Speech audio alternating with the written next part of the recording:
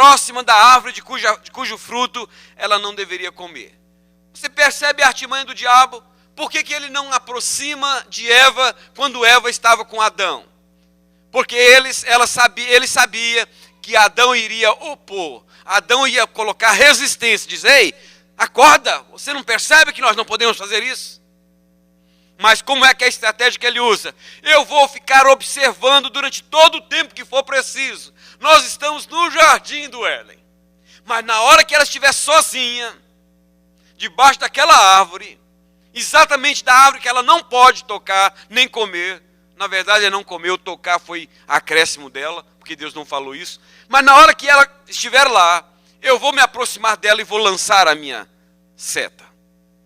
E ele espera o tempo que foi necessário. E houve um dia em que Adão não estava ali, talvez tirando um cochilo debaixo de uma outra árvore, ou tomando um banho, ou seja, fazendo alguma coisa. Mas o certo é que ela estava sozinha, e neste momento ele se aproxima e diz: menina, você quer ver uma mulher, ainda mais se não for mais tão menina assim, quer ver uma mulher ficar encantada, você diz: menina, né?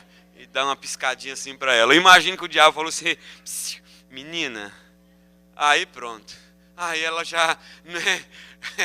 Se a pessoa chega assim: ei, coroa, ela nem ia olhar, mas menina.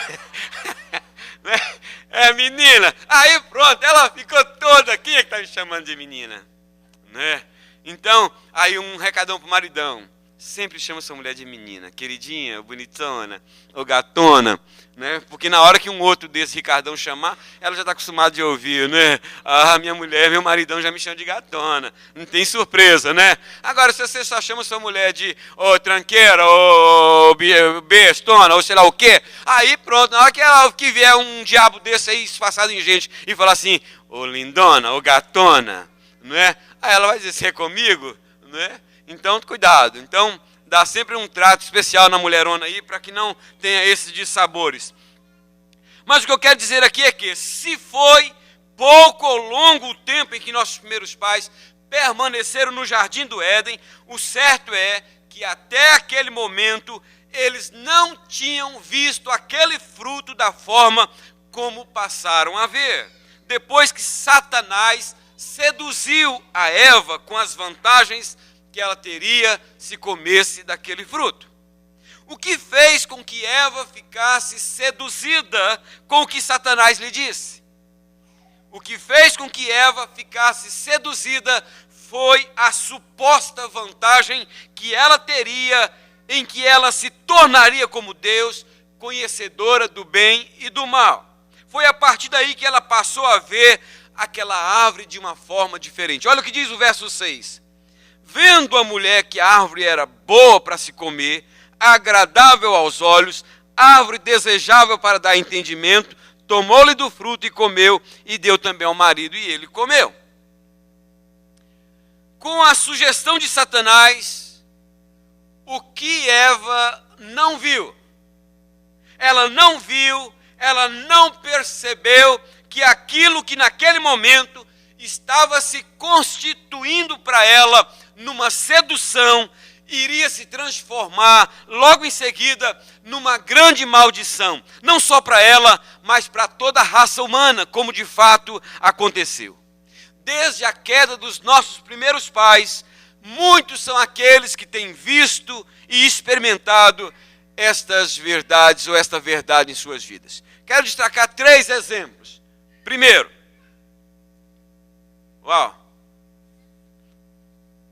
o negócio está feio hoje, né? Primeiro exemplo, Datã, Coré e Abirã. Esses 3 homens, eles se deixaram seduzir, ou foram cobiçados por uma coisa chamada poder. Poder. Estes homens eram liderados por Moisés e Arão. Mas eles eram homens que tinham uma grande influência no meio do povo de Deus. Eles eram líderes também. Só que chega um momento em que eles querem estar no mesmo nível de Moisés e Arão.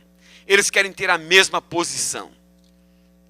Eu vou ler o texto, já que nosso aqui está fugindo do PowerPoint aqui. Está em Josué capítulo 7, em Números capítulo 16.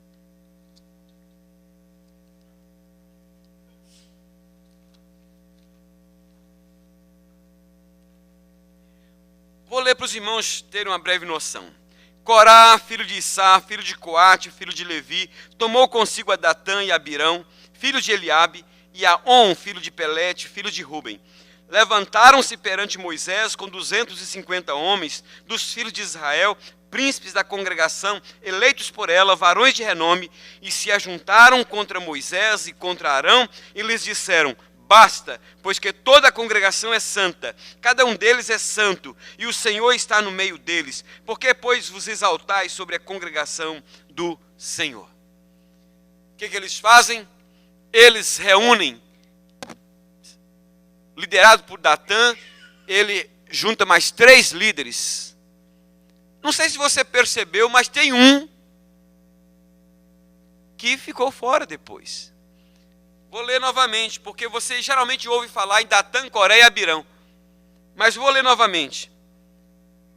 Datã, Corá, filho de Issá, tomou consigo a Datã e a Abirão, filho de Eliabe, e a On, filho de Pelete.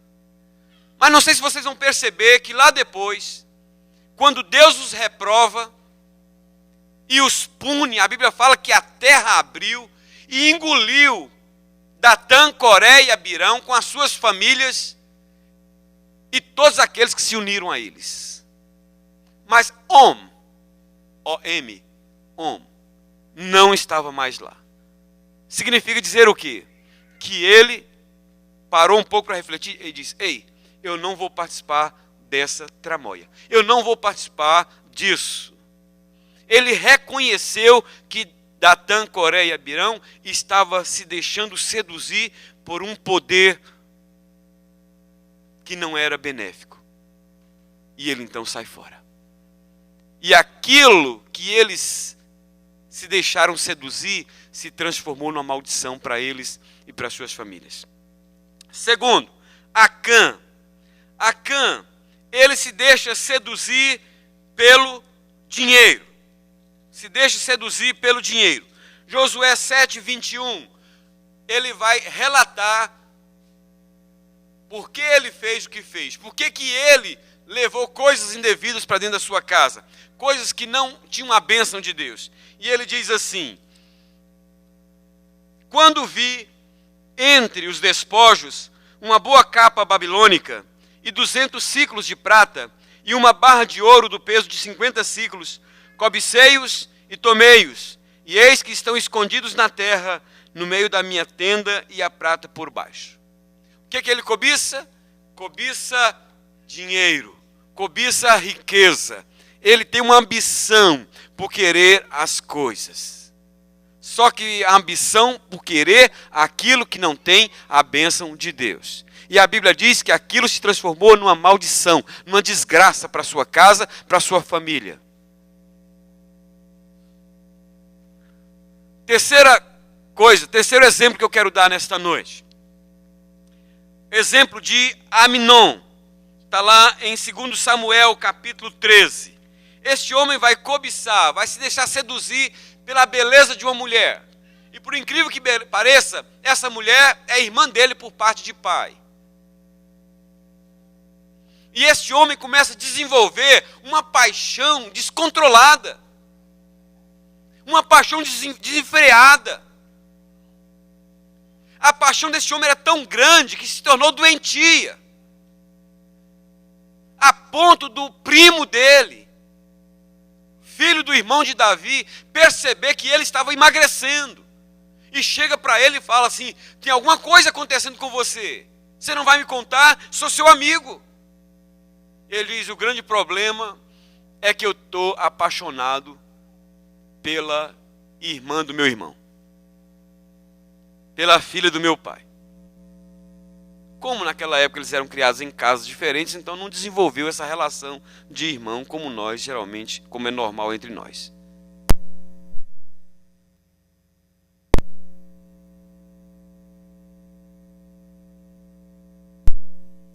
aconselhado pelo seu primo, ele simula uma doença e fala com o pai dele, Davi, e diz: olha, eu só vou comer alguma coisa se o senhor me mandar minha irmã fazer uns bolos para mim.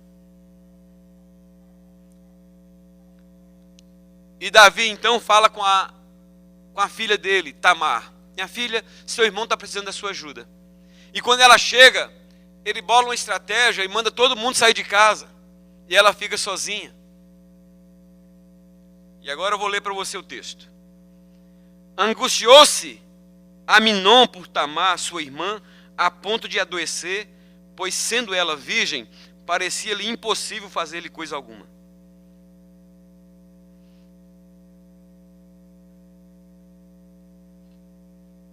Agora ela vai fazer os bolos para ele e vai levar para ele em casa. Agora olha o que ele vai fazer. Quando lhes oferecia para que comesse, pegou-a e disse-lhe, verso 11, vem, deita-te comigo, minha irmã. Porém ela lhe disse, não, meu irmão, não me forces, porque não se faz assim em Israel. Não faças tal loucura, porque aonde iria eu com a minha vergonha, e tu serias como um dos loucos de Israel. Porém ele não quis dar ouvidos ao que ela lhe dizia. Antes, sendo mais forte do que ela, forçou-a e se deitou com ela. Por quê? Por causa de uma paixão. Uma paixão que levou depois uma família quase inteira a ser destruída. Este homem vai ser morto depois. E aí vai desencadear uma série de mortes e de acontecimentos trágicos dentro da família.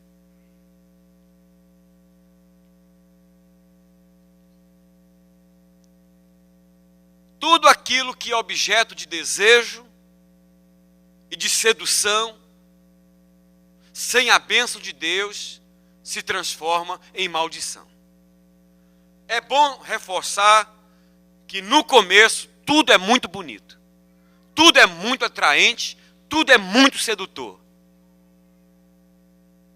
Dificilmente você consegue enxergar qualquer ponto negativo, você só consegue enxergar o lado bom da coisa. Porque o diabo e o nosso coração enganoso tem esse poder de nos cegar, a ponto de nos impedir de enxergar o que está visível aos olhos de todos. Mas só nós não conseguimos enxergar. Tudo aquilo que é objeto de sedução e desejo, sem a bênção de Deus, vira maldição. Agora, veja o que acontece com esse homem que era tão apaixonado, que estava tão doente de amor pelaquela mulher que era muito linda.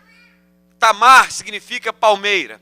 Ela era tão bonita que era considerada uma palmeira no deserto. Uma coisa que se destacava à vista de todos. Agora eu vou te mostrar o efeito de algo que é objeto de sedução sem a bênção de Deus. O que ele transforma depois?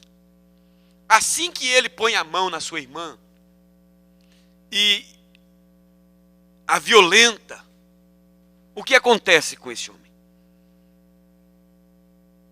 Olha o que diz o verso 15. Depois, Aminon sentiu por ela grande aversão, e maior era a aversão que sentiu por ela, que o amor que ele lhe votara. Disse-lhe Aminon, levanta-te e vai embora. Nem a própria Tamar conseguiu entender aquela reação do seu irmão. Ele a enxotou como se ela fosse uma vadia, como se fosse ela a que estivesse procurando, a que estivesse oferecendo para se deitar com ele. Como se não fosse ela que tivesse sido violentada, como se não fosse ela que tivesse sido estuprada. E ela pergunta, eu não consigo entender, até poucos minutos atrás eu era o objeto da sua paixão, eu era o objeto do seu desejo, e agora viro o quê? Viro objeto de desprezo. Isso é uma pequena amostra, irmãos. Uma pequena amostra de que se eu quero ficar de pé, eu preciso aprender com aqueles que caíram. De vez em quando eu brinco com a Jandira, e ela às vezes fala comigo assim, e aí, bonitão? Aí eu falo, que nada. Aí quando eu vou saindo, ela diz, cuidado, hein, bonitão? Aí eu falo, não se preocupe não, quem vai querer olhar para um velhinho desse? Um velhinho acabado. Ela diz, velhinho acabado? Tá cheio de assim, ó. Irmãos. E tem muito homem e muita mulher se deixando levar por objetos sedutores, mas que depois vira maldição. Pastor, eu não aguentei. No Brasil, pastor, eu mal tinha uma bicicleta com o pneu todo remendado. Mas quando eu vi aquela cabine dupla, aquele turbo, aquele roncado, eu disse, meu Deus, eu dou todo o meu salário, mas eu compro uma cabine dupla dessa. 1 mês e meio depois, pastor, pelo amor de Deus, já não aguento mais. Parei de pagar aluguel e agora não tenho onde ficar porque o negócio está feio. Mas e a cabine dupla, irmão? Não dá para dormir? Pastor, dá no começo, mas depois o negócio é feio. Era meu objeto, pastor. É o meu grande desejo, pastor. O senhor entende, pastor? O senhor entende, irmão, mas eu acho que você não deve comprar uma cabine dupla, porque a sua situação no momento não te permite, meu querido. Você mal está conseguindo pagar um quarto, você vai querer comprar uma cabine dupla. Não, pastor, você não está entendendo. Se eu estou entendendo, meu irmão. Pastor, não dá para conversar com o senhor, não.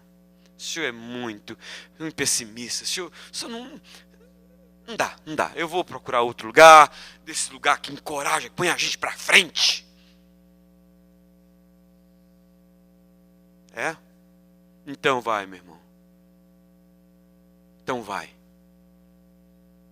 Não vai com Deus não, porque Deus não vai com uma coisa dessa. Entendeu? Você vai se arrebentar, meu querido. Aquilo que é objeto de desejo, sem a bênção de Deus, não estou dizendo que você não pode ter uma cabine dupla. No devido momento você vai ter uma cabine dupla. No devido momento você vai ter uma casa luxuosa. No devido momento você vai morar no melhor lugar dessa terra. No devido momento você vai ter tudo bom e do melhor. Mas no devido momento, se esse não é o devido momento, não ponha nisso a sua paixão. Não cobice, não leva adiante o seu objeto de cobiça, porque eles depois viram um objeto de maldição na sua vida. Vira desgraça. Aquilo que te traz alegria é aquilo que o pessoal fala, é 2 alegrias. É quando você compra e quando você desfaz, né?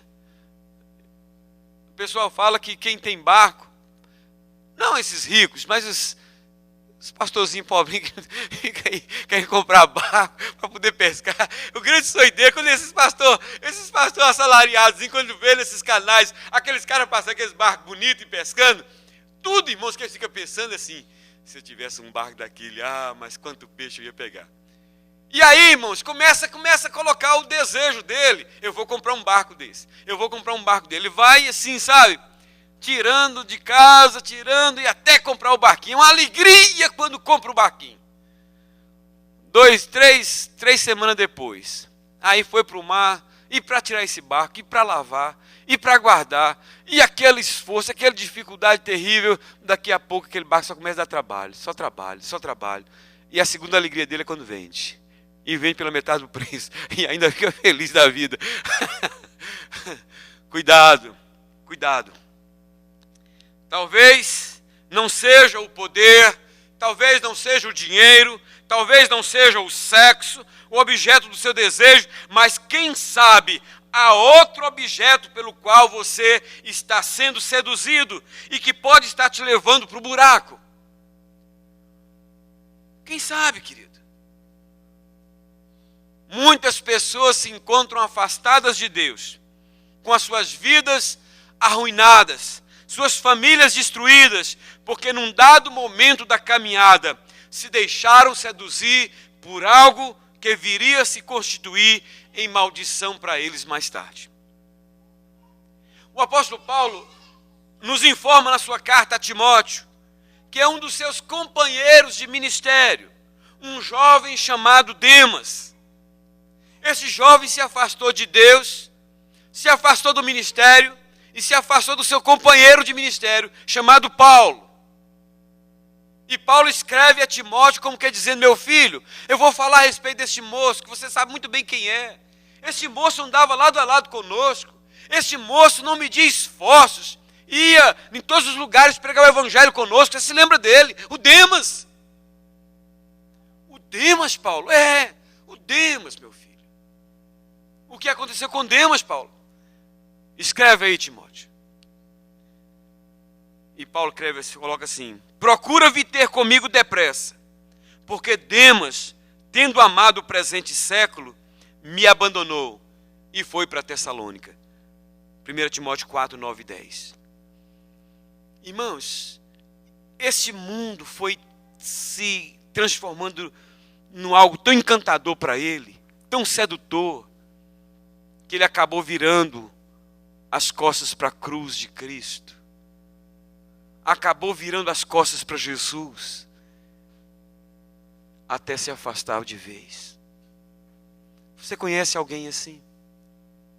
Você já passou por isso? Não pense que isso não possa acontecer com você. Pode. Talvez esteja acontecendo com alguns que estão aqui, ou com aqueles que nos acompanham pela internet. Talvez essa seja uma realidade também na sua vida. Quem sabe alguma coisa deste mundo te fascinou. Alguma coisa deste mundo te seduziu. Te seduziu tanto a ponto de você negar e abandonar a própria fé. Quem sabe, irmãos, há pessoas aqui em nosso meio que estão vivendo este momento, esta realidade. Mas eu quero convidar você a aprendermos a ficar de pé com aqueles que caíram. Como? Não nos deixando seduzir por coisas ou pessoas, ou seja lá pelo que for, que não tem a bênção de Deus, porque isso depois se transforma em maldição. Há uma quinta lição que nós aprendemos com a queda dos nossos primeiros pais. Eu aprendo que quando você não reconhece o seu erro, você acaba transferindo para o outro a culpa que é sua. Eu aprendo que quando você não reconhece o seu erro, você acaba transferindo para o outro a culpa que é sua. Irmãos, eu creio aqui que ninguém colocaria o nome do seu filho de Judas, embora que o nome de Judas é um bonito nome e tem um bonito significado. Mas ninguém colocaria, por quê? Porque não gostaria que o nome do seu filho fosse associado com o traidor. Mas se esquece que Judas também foi o irmão de Jesus por parte de José, não é? De Maria, melhor dizendo. Foi irmão de Jesus e foi ele que escreveu a carta de Judas. Foi ele um dos seguidores de Jesus. Mas por que ninguém colocaria o nome do seu filho de Judas? Porque a única lembrança que se tem não é do nome de Judas, do irmão de Jesus, mas de Judas, o traidor. Mas eu quero dizer, irmãos, que Judas Iscariotes, ele pode ter entrado para a história pela porta do fundo, mas uma coisa positiva conta a seu favor. Quando ele viu a burrada que ele fez, vendendo Jesus por 30 moedas de prata, ao ver o que os sacerdotes fizeram com Jesus, entregando aos romanos para que ele fosse morto, ele procura os sacerdotes, devolve-lhes as 30 moedas de prata e faz a seguinte afirmação: eu pequei traindo sangue inocente. A gente tem que reconhecer a virtude desse homem também. Eu pequei traindo sangue inocente. Diferente de Judas, ao ser questionado por Deus a respeito do que fizera, Adão lhe deu a seguinte resposta: a mulher que me deste por esposa, ela me deu da árvore e eu comi. Ora, irmãos, até poucos instantes atrás, a Eva era o osso dos meus ossos, a carne da minha carne. Ela era a varoa, ela era a princesa, era a mulher da minha vida. Adão dizia para todo mundo no jardim do Éden: eu não consigo enxergar outra mulher além da minha.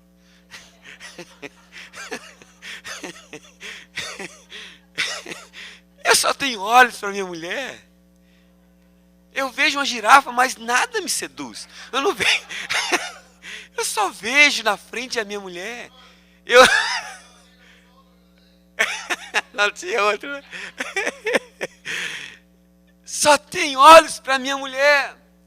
Agora, poucos minutos depois, Deus pergunta para ele: Adão, o que você fez? Ele disse: não quero ser dedo duro não, mas essa mulher, Senhor, isso não presta, isso aí. Meu Senhor, ela me deu do fruto e eu comi. E Deus fica assim: pai, é mesmo? E Deus então, uai, né, porque era mineiro, fala assim. E Deus então vai para a mulher e pergunta: Eva, minha filha, o que você fez? O que aconteceu? Ela disse: ah, Senhor, a serpente me enganou e eu comi.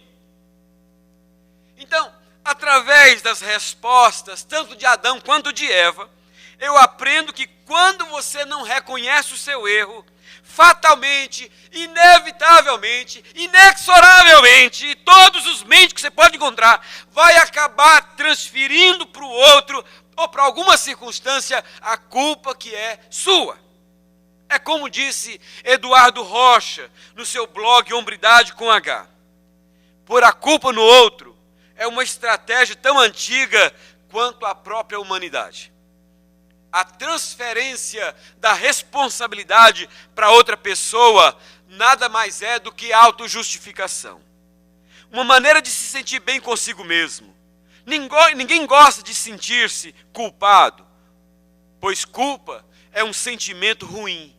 Indica que aconteceu ou que ocorreu uma falha, um fracasso, ocorreu um erro, e o ser humano odeia reconhecer que errou. Edwin Cole ilustra isso no seu livro com a seguinte história. Vejamos como esse processo está enraizado no ser humano, através de um incidente corriqueiro que pode ocorrer no café da manhã em qualquer casa. Imagine o Pablo e a Bia, o Davi e o Mateus tomando café. Pai e filho estão sentados à mesa e a mãe foi buscar alguma coisa na pia e em dado momento o menino vai pegar um pãozinho, esbarra na xícara e derrama café com leite na mesa. Imediatamente o pai olha para o menino, o pai, o encara com raiva, dá um tapa na mão dele e diz: quantas vezes já lhe falei para prestar atenção no que está fazendo? É claro que o filho não responde nada e começa a chorar. A mãe, silenciosamente, pega um pano e limpa a mesa. Pois bem, uma semana depois, temos o mesmo cenário. O Pablo, a Bia, o Mateus, aliás, o pai, a mãe, o pai, a mãe, o menino sentado. E dessa vez é o pai que, ao pegar o pão, esbarra em sua xícara de café e derrama o café com leite na mesa. O garoto logo olha para ele para ver o que vai acontecer. O homem fica irritado com a esposa e ele diz: quantas vezes eu já te falei para não colocar essa xícara aqui? E assim, o filho aprende desde cedo em sua própria casa, com seu próprio pai, que a melhor saída para a situação como esta é transferir para o outro a culpa que é sua. O que você acha que aconteceu aqui? Aconteceu aqui a mesma coisa que aconteceu lá no Jardim do Éden, há muitos séculos atrás, e tem acontecido na vida e nos lares de muitas pessoas. Transferência de culpa. Esta falta de humildade para reconhecer que errou e assumir o seu erro tem levado muitos casamentos ao divórcio, tem levado muitas famílias à ruína, tem levado muitas sociedades ao fracasso, tem levado muitos relacionamentos se romperem, enfim, tem levado muitas pessoas se esfriarem na fé e se afastarem de Deus. Davi diz no Salmo 32 que enquanto ele não reconheceu e assumiu o seu erro, a sua vida em todos os aspectos foi de mal a pior. Ele vai mais além e diz que a sua vida só começou a mudar para melhor no dia em que ele resolveu reconhecer que havia errado. Ouça com atenção o que ele diz que fez. Ele diz assim: confessei ao Senhor o meu pecado e a minha iniquidade não mais ocultei. Tem uns que transferem para o outro e outros simplesmente ocultam, porque é doloroso assumir: eu errei, eu pequei, a culpa é minha. Esta foi uma das decisões mais acertadas, mais sábias que Davi já tomou em toda a sua vida. Que decisão foi essa? Parar de tentar fugir de quem ninguém nunca consegue se esconder. Parar de tentar esconder de Deus uma coisa que ele já conhece. Parar de transferir para o outro ou para a circunstância a culpa que é sua. Parar de tentar continuar tocando a vida como se nada tivesse acontecido. Parar de tentar fingir de que está tudo bem, quando de fato você sabe que está tudo mal. Meu querido irmão, talvez essa também seja a sua realidade. Talvez você esteja vivendo essa realidade hoje. E se for, eu quero convidá-lo a fazer o que Davi fez, reconhecendo e assumindo o seu erro. Marido, pare de transferir para sua esposa a culpa que é sua. Está na hora de você dar uma de homem com H. E de homem sério e crente. Para de achar que o seu casamento está ruim por causa do seu marido.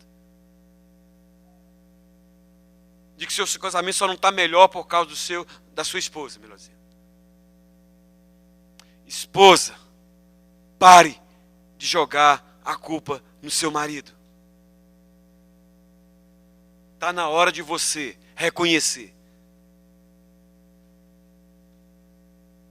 que você pode muito contribuir para melhorar esse casamento. Pai e mãe, pare de transferir para o filho a culpa que é sua. Esse menino, essa menina é assim porque vocês estão transformando eles nisso que ele é. Eles são normalmente aquilo que nós os transformamos. Dá tudo que seu filho quer e você vai ver o que você vai ter. Aí, quando depois estiver na cadeia, diga: olha, esse menino foi você que fez dele um delinquente, um marginal. Pare de jogar a culpa para o seu filho. Está na hora de você assumir a sua responsabilidade como pai, como mãe. Não espere que outro discipline o seu filho. Não espere que outros reconheçam e vejam os defeitos do seu filho. Comece a parar para pensar e ver você mesmo. Ainda há tempo. Filho, filha, pare de transferir para os seus pais a responsabilidade que é sua.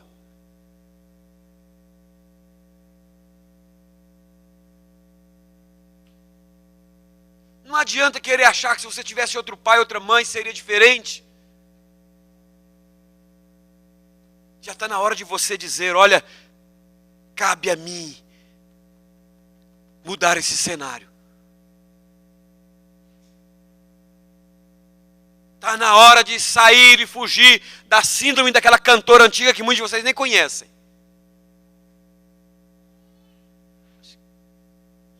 Esqueci o nome dela. Acho que era uma ceguinha, não sei. Eu sou rebelde porque o mundo quis assim. Kátia. Aí, as pessoas mais velhas que eu sempre lembraram. Porque eu, Elisa e outros assim, não lembram mais desse período. Então, desculpa. Então é o seguinte, é Kátia, né? Sou rebelde porque a vida quis assim.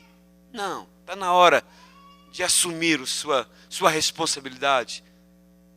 De tentar, de parar de jogar para os outros a responsabilidade que é sua, a culpa que é sua. Enfim, meu irmão,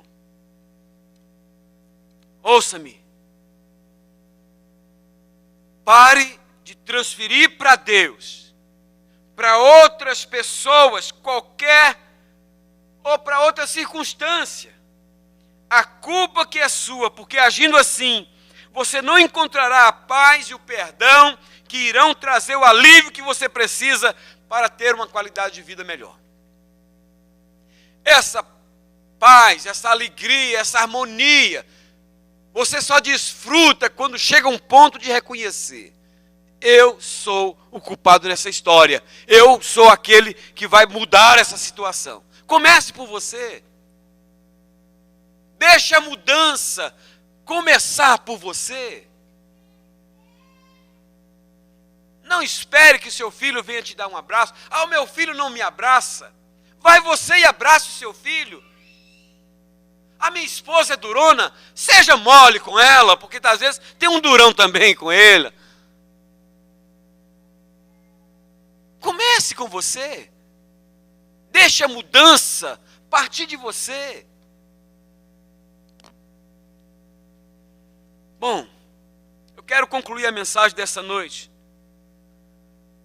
reforçando esses pontos para que nós aprendamos a ficar de pé com aqueles que caíram.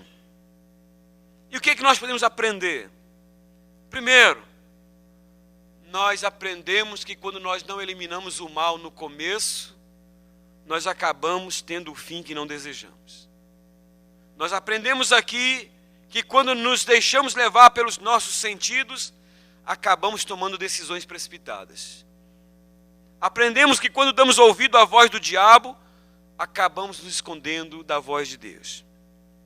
Aprendemos que quando aquilo que é objeto de sedução, acaba se transformando em objeto de maldição.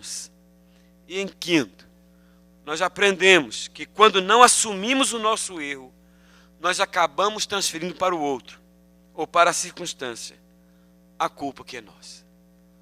Que Deus nos abençoe, irmãos.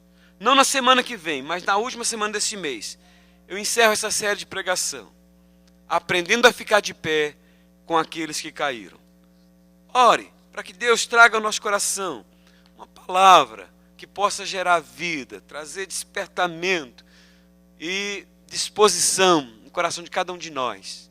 Dizer, eu não quero cair como os meus primeiros pais caíram.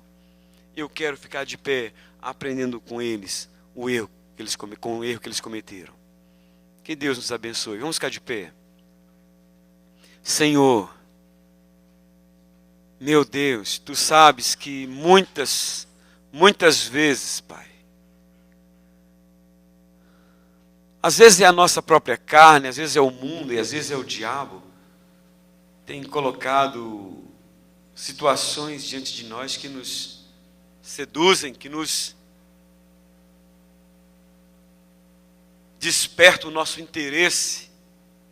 Mas eu te peço, ó Pai, em nome de Jesus, que o Senhor nos abençoe, ó Pai, para que nós, com a Tua bênção, não nos deixemos seduzir por aquilo que não tem a bênção do Senhor, para que depois, ó Deus, isso não venha se transformar em maldição em nossa vida. Peço que o Senhor nos abençoe, ó Pai, para que não venhamos, ó Deus, a cair, a pecar, mas se porventura nós viermos a falhar, que o Senhor nos dê humildade para reconhecer, ó Deus, que temos errado e a disposição de repararmos esse erro. Ó Deus, que o Teu Espírito possa nos levar a essa qualidade de vida. Assim nós te agradecemos, Pai, e te louvamos em nome de Jesus. Amém.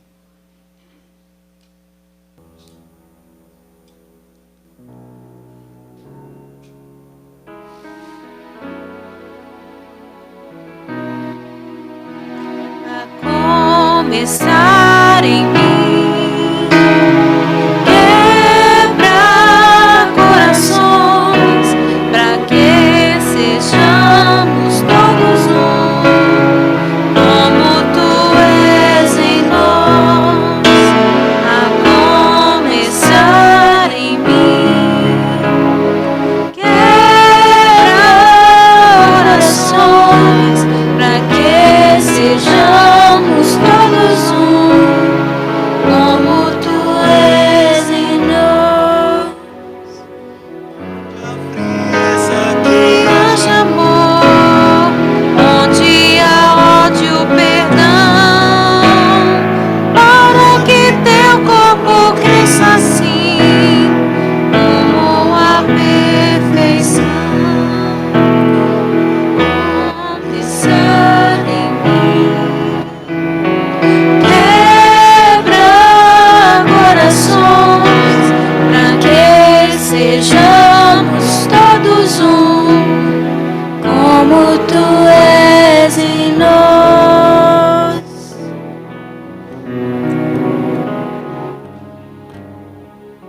Irmãos, nós temos o privilégio nesse instante de podermos participar da ceia do Senhor. Privilégio, queridos, porque não há ninguém digno de participar da ceia. Se nós nos assentamos em volta da ceia e participamos dela, é porque Jesus tornou isto possível a nós. Ao levar sobre Ele os nossos pecados, ao nos oferecer perdão, ao nos conceder a sua salvação. E assim, Ele diz que aquele que comer do meu corpo, da minha carne, e beber do meu sangue, esse sim tem parte comigo. Verdade, queridos, Jesus não está querendo que nós sejamos canibais. Significa dizer comprometimento. Há muita gente por aí afora que se diz cristã, mas não tem comprometimento nenhum com o Senhor Jesus. Lembra de Pedro naquele momento da dificuldade, lá aquentando junto com os soldados, quando Jesus se encontrava preso, e chega uma criada e diz: você também estava com ele? Não, ele disse: não, eu não o conheço.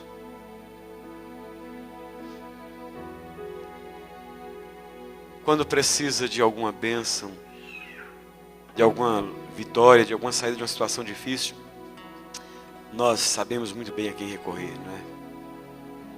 Mas quantos têm virado as costas para o Senhor no momento em que precisa confessá-lo?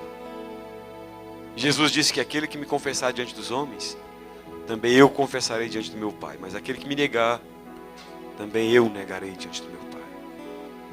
Eu espero, queridos, que ao participar da ceia, você esteja fazendo essa declaração no seu coração: Senhor, eu estou te confessando diante do Senhor, diante dos céus e do inferno, diante do mundo, que eu tenho o Senhor como o meu Senhor e o meu Salvador. Senhor amado, santifique e abençoe esses elementos que foram separados, o pão e o vinho, que simbolizam o corpo e o sangue do Senhor, para que possamos participar deste banquete com um coração puro, alegre e agradecido pelo privilégio que temos de fazer parte do teu corpo. Santifique e abençoe estes elementos, ó Pai. E que com a força espiritual desses elementos possamos testemunhar o nome do Senhor por onde formos. Deus abençoe o teu povo. Abençoe a tua igreja.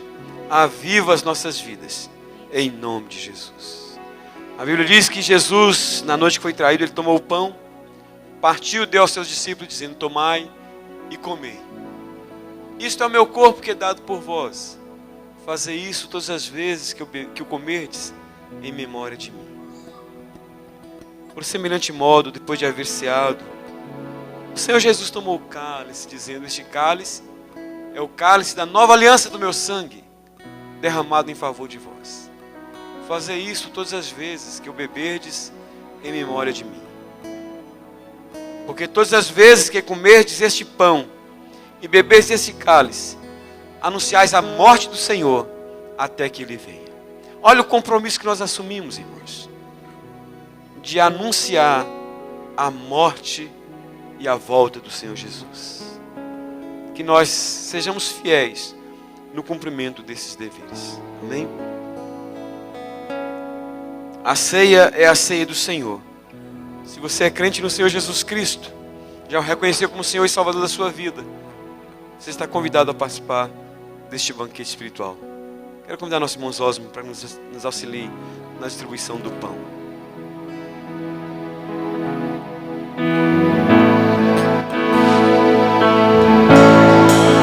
Olho para a cruz eu vou, se eu sofrer participar, sua obra vou cantar, meu Salvador, na cruz mostrou o amor do Pai, o justo Deus,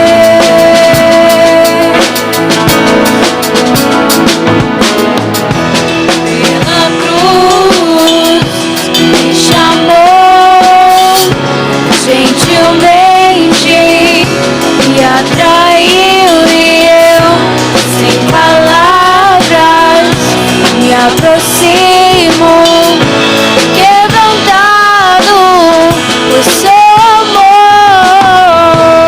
Pela cruz me chamou gentilmente, me atraiu, e eu, sem palavras, me aproximo, quebrantado por seu amor.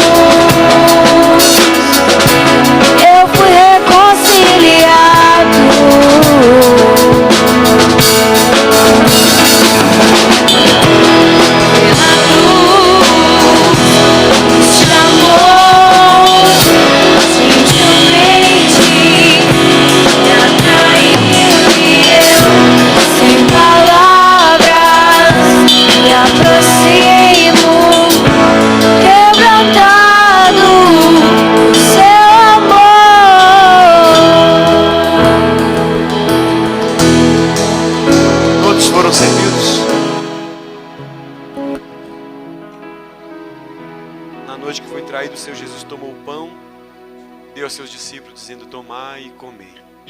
Isto é o meu corpo que é dado por vós. Fazei isto em memória de mim. Comei dele todos, disse Jesus.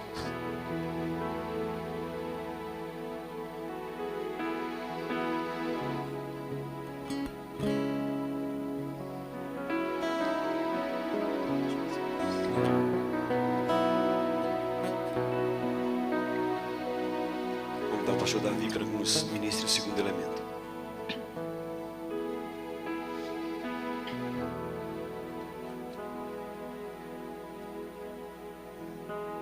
Semelhantemente, depois de haver ceado, o Senhor tomou o cálice, dizendo: este é o cálice da nova aliança do meu sangue.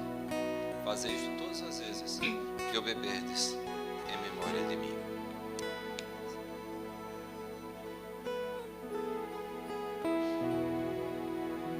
Irmãos, da mesma forma que o Senhor está presente onde estiverem 2 ou 3 reunidos em nome dele, espiritualmente também o Senhor está presente neste momento. O vinho continua sendo vinho, o pão continua sendo pão, mas espiritualmente nós somos beneficiados. Quero convidar o irmão Daniel para distribuir o segundo elemento.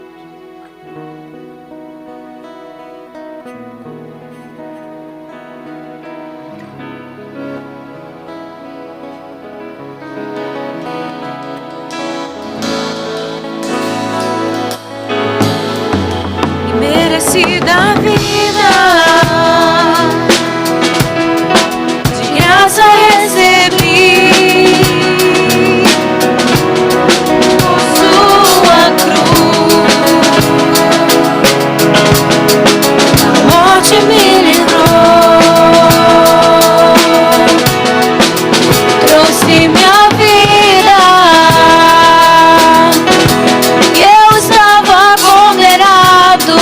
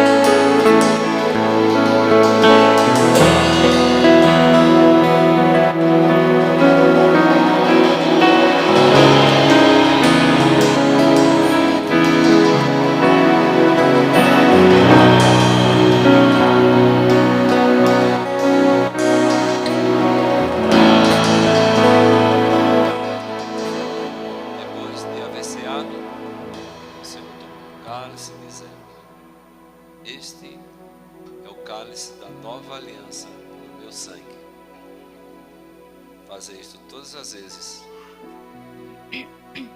beberdes em memória de mim.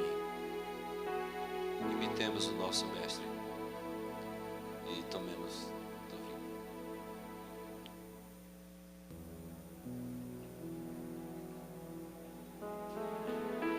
Obrigado, Senhor, pelo privilégio que o Senhor nos dá de podermos nos aproximar da Tua mesa. Não é por méritos, mérito nenhum nós temos, mas é pelo que o Senhor fez na cruz. Obrigado pela reconciliação, pela paz que hoje temos em nosso coração.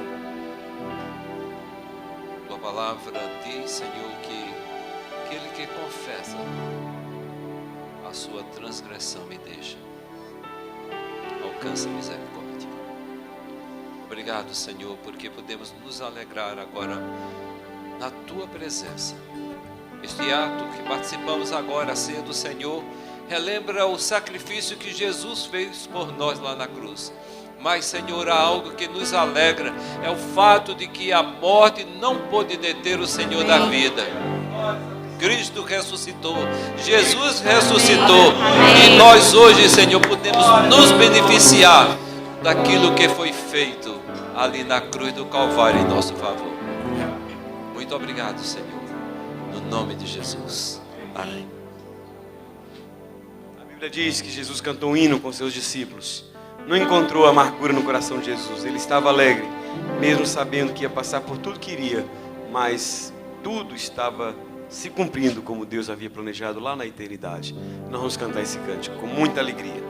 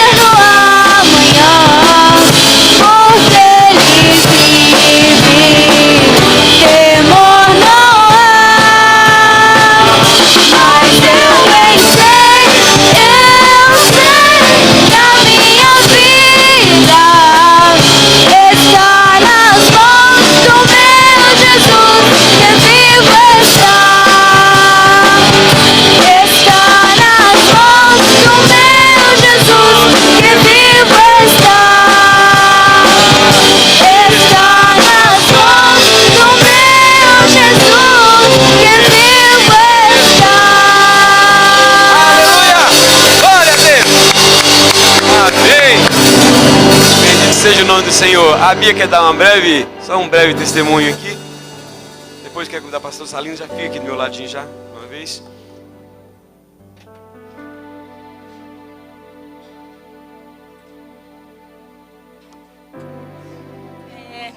Boa noite. Eu queria louvar a Deus junto com os irmãos, porque na verdade hoje meu coração está mais grato do que o normal. Nós chegamos aqui dia 1º de junho, dia 7 de junho foi a nossa primeira ceia. E foi uma semana muito conturbada de emoções, porque eu cheguei grávida e todo mundo ficou no Brasil. Veio, né? Eu, Pablo e os meninos, Gabriel. E a minha oração na ceia, eu chorei o culto todo, chorei o louvor todo. Tocaram uma música que eu ouvia o meu pai fazendo os arranjos vocais. E eu orei, eu falei, Deus, eu quero a minha família aqui comigo. Mas eu não quero só a minha mãe e meu pai. Meu irmão eu quero também, porque eu sabia do desejo da mamãe. Hoje é a 9ª ceia, desde que eu cheguei. Só teve uma que eu não vi, por causa do Gabriel, né? Estava internado. E glória a Deus, é a 9ª ceia. 9 meses de gravidez e glória a Deus eles estão aqui. Então é um louvor mesmo de gratidão ao Senhor. Depois de 9 meses nasceu, né, Bia?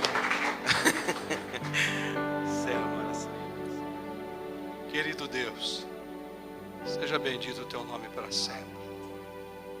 Nós te agradecemos por este momento precioso na tua presença, pela tua palavra, pelo louvor, pela adoração que entregamos a Ti, Senhor, hoje. Guarda-nos agora na saída para os nossos lares. Leva-nos debaixo da proteção do sangue precioso do Cordeiro. Abençoa cada irmão que está aqui, cada criança, toda a família que aqui está representada nesta noite. Que a Tua presença, que a Tua paz, que a Tua bênção esteja em cada vida, em cada lar. Deus maravilhoso, nós te louvamos por tudo, nos dá uma semana de vitória, uma semana verdadeiramente próspera, com a tua presença, com a tua graça e o teu favor. Nós oramos a ti, ó Deus, com gratidão, em o nome precioso de Jesus.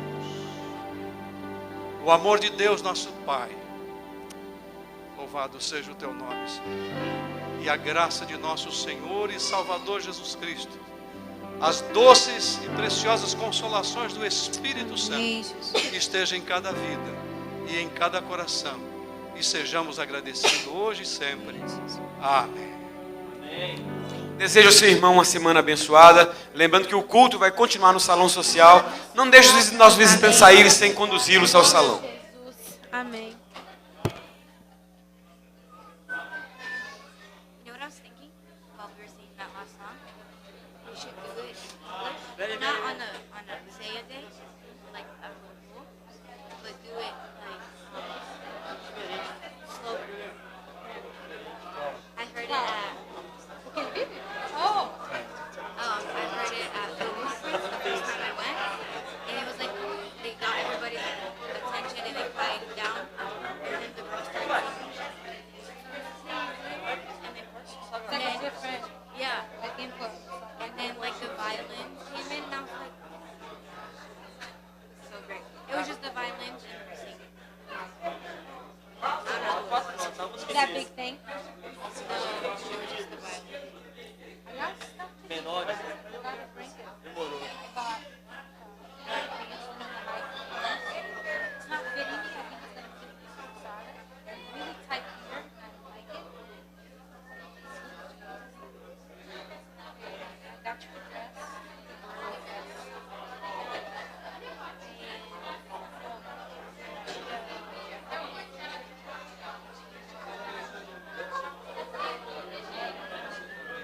Jack.